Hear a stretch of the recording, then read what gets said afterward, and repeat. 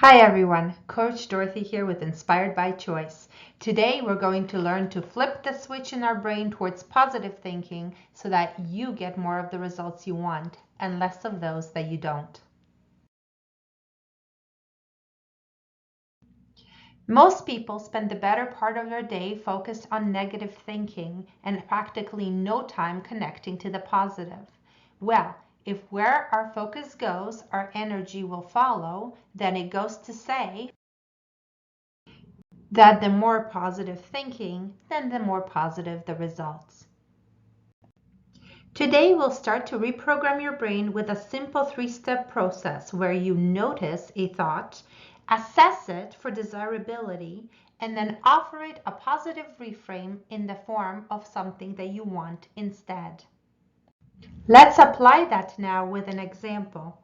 You notice the thought, you're going to bomb this presentation. You assess it as not wanting to bomb the presentation. So your positive reframe will be what you want instead. I want this presentation to be well received. Now your brain can focus all its creative energy on all the things it can do to make this presentation well received. Notice, assess, and reframe.